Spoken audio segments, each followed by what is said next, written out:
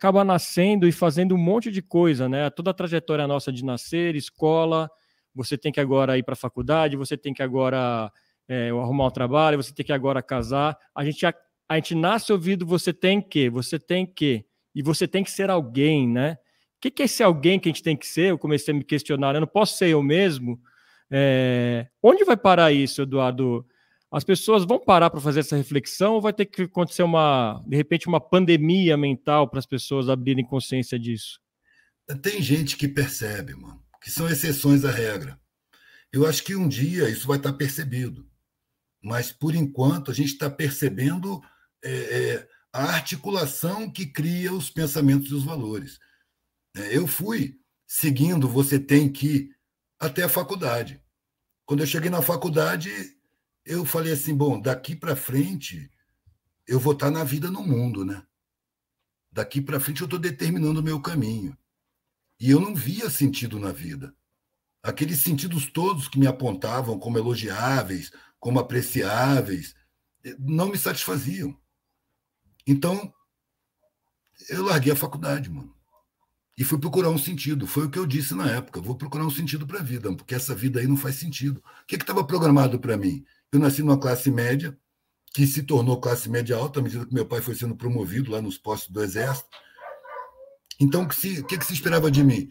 Que eu mantivesse aquele padrão, né? Que eu fosse sócio de clube, que eu tivesse um emprego, claro, um curso superior, um emprego bem remunerado, uma empregada doméstica. E eu já estava percebendo que eu estava, na minha classe, se usufruía da sabotagem social da maioria da população.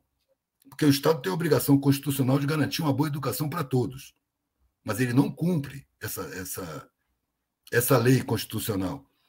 A escola pública ela é programada para criar mão de obra barata. Né? Então eu percebia que eu usufruía da sacanagem social e que o meu destino seria seguir usufruindo dessa injustiça. E eu não via sentido nisso, isso me angustiava. E eu dizia para mim mesmo, deve ter algum sentido maior na vida. Até porque a vida acaba. Tem que ter algum sentido. E quando eu estava na faculdade, eu estava na angústia plena, né? Total. Daqui para frente eu estou definindo o meu destino. E esse destino que eu estou vendo, eu não quero. Então eu larguei a faculdade, peguei minha mochila, botei nas costas e peguei a estrada. Fui viajar de carona, fui passar necessidade, fui dormir no papelão. A família ajudou bastante, porque cortou relações comigo, né? Passei 2 meses debatendo com os mais velhos, e a última coisa que eu ouvi foi: você para nós é um filho morto. Olha só. Se você sair por essa porta, ainda apelaram para minha covardia, né? Se você sair por essa porta, você não faz parte mais da família. Se ficar doente, vai para a saúde pública. Isso é uma ameaça. Nossa Se for Senhora. preso, vai ficar em cana, não tem advogado para você. Não nos procure nunca mais. Então, quando eu peguei a estrada, eu peguei sabendo que não tinha retorno e que não tinha mais nenhum apoio. Estava solto no mundo. Mas eu precisava achar um sentido para a minha vida. O curso universitário não devia nunca ser chamado de curso superior, mano. Devia ser chamado de curso de responsabilidade social. Na porta da universidade devia ter um pórtico escrito assim: você está acessando conhecimentos que são direitos de toda a humanidade, mas são negados à grande maioria. Então você está adquirindo uma responsabilidade humana, social, com essa maioria. Mas isso não existe. O que se passa é que você é convencido de que você se torna uma pessoa superior. E a sociedade te confirma isso, até no tratamento. Você tem direito à prisão especial, por exemplo. Se você é doutor, você não é espancado pela polícia. Eu fui várias vezes, vi muita gente ser, mas não doutor. Opa, para que o cara é doutor. Eu já vi o espancamento parar porque o cara no documento viu que o sujeito era doutor. Estava comigo, era um químico.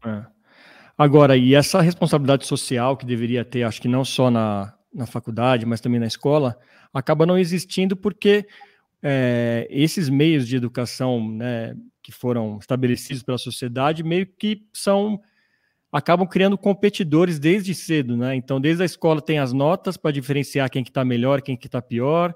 a mesma coisa na faculdade, você consegue um trabalho, você está no estágio, você tem que competir para ficar subindo em carreira e tudo mais. Esse excesso de competição que uma criança já se depara desde a escola e até a fase adulta como um todo, não acaba atrapalhando demais e não fazendo que as pessoas pensem e tenham essa responsabilidade social, Eduardo? Acaba atrapalhando, velho, a gente que tem um pensamento mais humanista. Porque para a sociedade interessa formar esse tipo de mentalidade. Entendeu? Isso aí é programado. Eu acho que isso aí é pensado. É preciso tornar as pessoas adversárias entre si, competidores, que aí você evita a solidariedade social. Isso é uma coisa implantada. O modelo de ensino que nós temos é um modelo empresarista. Ele não prepara seres humanos para se integrar na sociedade que busca harmonia. Ele prepara competidores para o mercado de trabalho. É interesse dos grandes endinheirados, dos podres de ricos, que têm a mídia e que dominam a política. Porque essa política partidária ela é toda infiltrada por poderes econômicos. As comunicações são dominadas por interesses econômicos. A ignorância é mantida porque interessa aos endinheirados manter essa ignorância, que assim é fácil você derrubar um governo, por exemplo, que está favorecendo os mais pobres. Só que eu desacreditei dos valores da sociedade.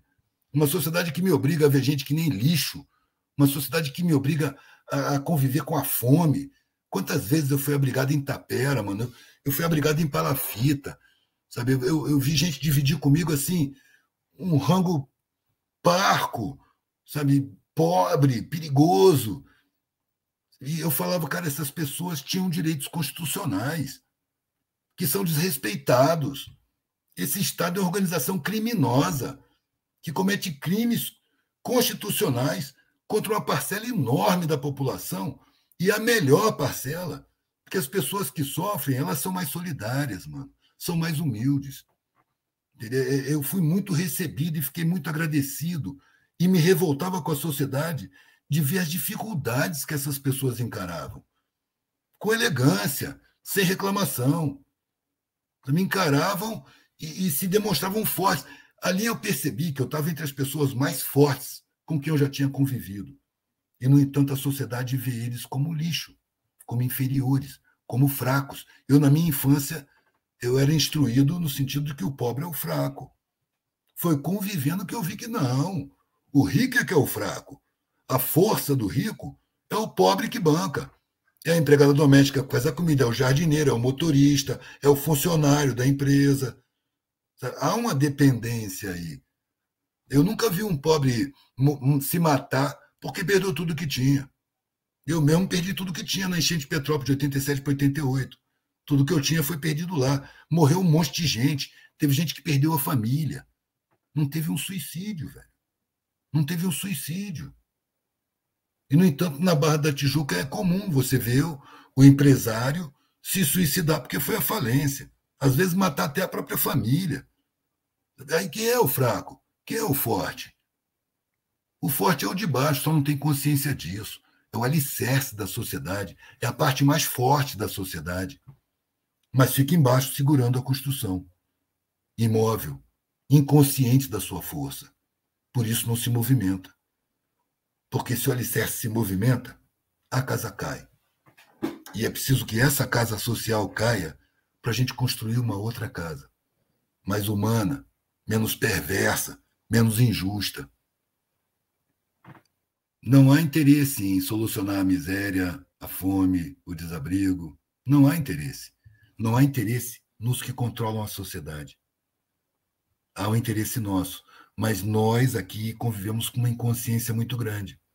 Porque nós temos uma educação de um modelo não humanista, empresarista. Nós temos as comunicações dominadas por empresas. Né? Nós não temos a informação verdadeira. Nós recebemos uma carga enorme de condicionamentos através do massacre publicitário, midiático, que é ideológico, que faz você pensar assim, como eu ouvi quando era criança, não pensa nisso, trata da sua vida. Ou seja, seja egoísta. Não pense na sociedade, não pense em justiça social, não pense na desarmonia. Isso sempre foi e sempre vai ser assim. Essa é a ideia que se passa. Essa é a ideia que se induz, que se implanta no inconsciente, com psicologia do inconsciente. Os caras contratam as melhores cabeças das melhores universidades, velho. São sociólogos, antropólogos, publicitários, marqueteiros, psicologia do inconsciente, psicologia de massa. É uma covardia, mano. Na prática permanente da compra de consciências. Você está na universidade, você acaba começando a entender o que acontece, mas aí você recebe muito elogio porque você é muito bom e você merece um salário estupidamente alto e você merece ser rico. O que é ser rico, mano? É você usufruir da injustiça social, você pegar um monte de pobre que tinha direito de se formar, que tinha direito de estar trabalhando no mesmo nível que você, e você pagar um salário mixaria que você jamais aceitaria para fazer o que eles fazem. O que é ser rico? O rico é uma ilha cercada de pobres por todos os lados. Se não tiver os pobres, ele não sabe o que fazer. Está arriscado não saber fritar um ovo. Isso é uma coisa condicionada, é uma coisa implantada profundamente no inconsciente coletivo. Agora, existem grupos que se destacam. Sempre há exceções à regra, mano. Né? Na periferia, a solidariedade não é uma virtude. A solidariedade só é uma virtude, velho, onde você não precisa de solidariedade. Onde você precisa para sobreviver, ela é uma ferramenta de sobrevivência. Assim como a humildade também não é uma virtude. A humildade é uma ferramenta de aprendizado. Você, com humildade, você percebe os seus próprios erros, você reconhece os seus próprios erros e você corrige. Você pode trabalhar os seus erros. Você é arrogante, cheio de orgulho, você não reconhece seus erros. Você atribui a outros. E se alguém falar dos seus erros, você reage como quem está sendo ofendido. Quem é você para falar assim comigo? São essas coisas que não se percebe. O saber precisa se encontrar com a sabedoria. Mano. E o esquema é armado para criar sentimentos de superioridade de um lado e inferioridade do outro para impedir essa integração do saber com a sabedoria. Eu acho que o pavor dos dominantes é exatamente essa integração do saber com a sabedoria. Eu acho que nas favelas, nas periferias, nas grotas de miséria, você vai descobrir exceções que vão saber muito melhor o que fazer com o conhecimento em prol do coletivo. Porque entre os formados, o conhecimento é um patrimônio, o conhecimento é um capital pessoal que vai te colocar num patamar privilegiado da sociedade. É isso que tem que mudar, mano. É isso que tem que se perceber. A vida não é uma competição, a vida é uma toada. Eu ouvi isso na cabine de um caminhoneiro que me deu carona. Ele ia no caminhão dele, no ritmo dele, aí passavam umas carretas voadas, assim, ultrapassando ele, correndo. Falei, os caras estão competindo, ó. É um correndo na frente do outro, doido para pegar carga e trazer e tal. Isso tudo adoece, cara. Esses caras vão adoecer, questão de tempo, eles estão aí, ó, doentes. A vida não é uma competição, a vida é uma toada. A gente tem que levar, ir levando, não tem que ser melhor do que ninguém. E aí é o que eu digo, mano. Eu não quero ser melhor do que ninguém. Eu quero ser o meu melhor possível. Eu quero ser hoje melhor do que eu era ontem. Eu não quero ser melhor do que ninguém. Porque se eu for melhor do que você em alguma coisa, você vai ser melhor do que eu em outra. A gente pode cooperar. Sabe? Eu levo o meu melhor, você leva o seu melhor e a gente constrói uma coisa boa para todo mundo. Acho que essa é uma preocupação coletiva que a gente não teve acesso. Muito pouca gente tem. É preciso priorizar quem está precisando. Chega a ser idiota pensar que o mundo não tem capacidade de sanar as carências da humanidade, matar a fome de todo mundo. Produção tem, tecnologia tem, abrigo para todo mundo, construir casa e não ter nenhum desabrigado. Condição tem. Tem todas as condições materiais, tecnológicas e de produção para isso. Mas quem domina a sociedade, esse punhado de podre de rico, não permite que isso aconteça. Eu acho que duas coisas o ser humano precisa desenvolver, e está desenvolvendo, mano. É a sensibilidade e a consciência. A consciência da realidade. Não é a consciência do universo, não é nada disso, mano. É a consciência da sociedade que eu estou vivendo.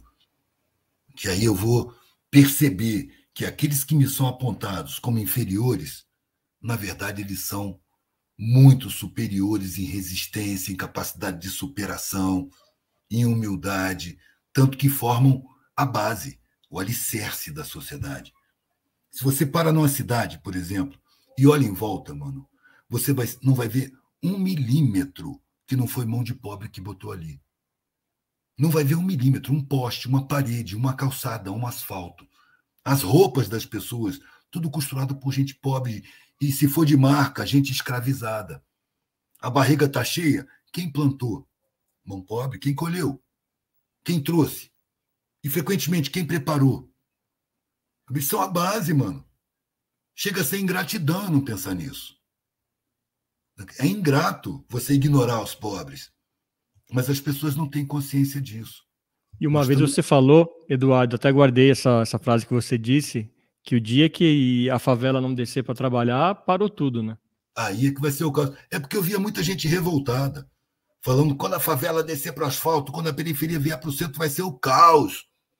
E numa dessa, eu tive a oportunidade de pedir a palavra. Era uma coisa de movimento social. Falei, moçada, deixa eu dar uma ideia aqui, mano. Todo dia, escuro ainda, a favela começa a descer para o asfalto. Todo dia, escuro ainda, a periferia começa a se deslocar para o centro. Às 5, 6 horas da manhã, os transportes estão lotados, torturantemente lotados, levando gente para o centro. E é essa gente que faz a cidade funcionar. Se essa gente não fosse para a cidade, tudo pararia. Está aí um dos motivos para manter a rapaziada inconsciente, para manter o controle das comunicações, para manter o modelo de educação empresarista. Porque eu sou a favor de um modelo humanista de educação. Eu acho que as crianças tinham que ter uma versão da Constituição infantil, pelo menos de alguns artigos mais importantes, para começar a entender como é que a sociedade funciona. Isso devia fazer parte do currículo escolar, como a sociedade funciona, quais são os poderes, qual a função de cada poder. Mas isso não é dado. Isso não é dado e não é por acaso. Quando você quer falar sobre a sociedade nas escolas, você é comunista. Vou usar um exemplo meu.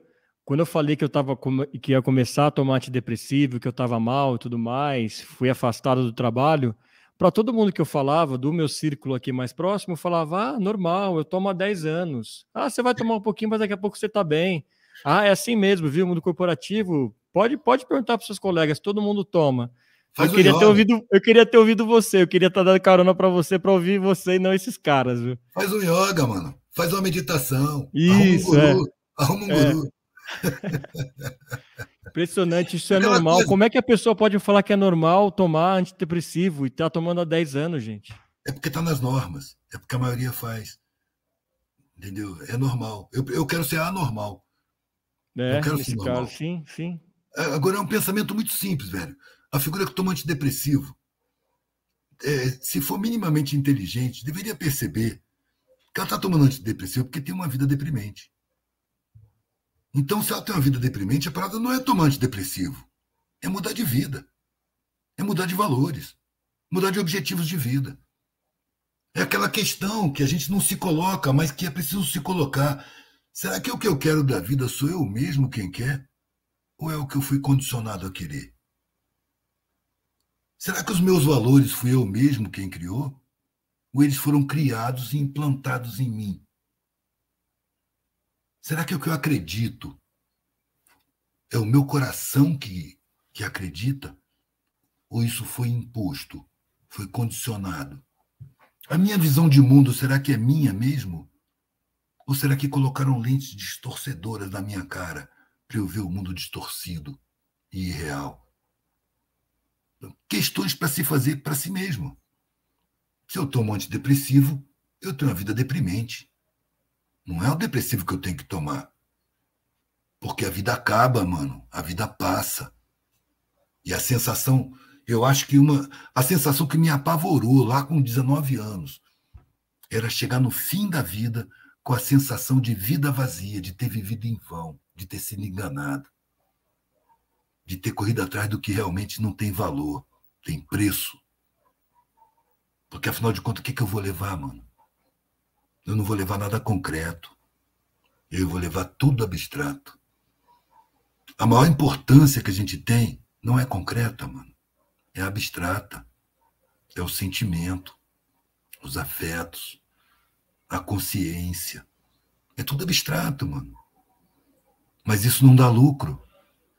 Então você vê um massacre publicitário e midiático colocando você assim, crente de que o objetivo da vida é ficar rico. Foi uma coisa que eu falei com meu pai. Se o objetivo da vida fosse juntar patrimônio e ficar rico, quem juntasse patrimônio e ficasse rico não morreria. No entanto, morre. E muitas vezes divide a família que briga pelo patrimônio, pela grana. Então esse não é o sentido da vida. Foi a partir dali, mano, que eu saí atrás de um sentido para a vida. Foi que eu falei com meu pai, né? Ou eu vou achar um sentido para minha vida, ou eu vou morrer procurando, porque esse sentido da vida que está programada para mim, eu não quero, não aceito. Eu já estou frustrado só de olhar. Eu vou adoecer com isso aí. E eu não quero, mano.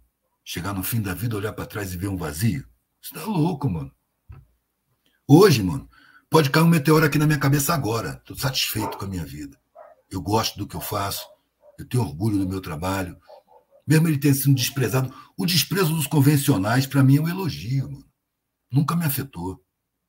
Porque eu vim de uma classe que despreza.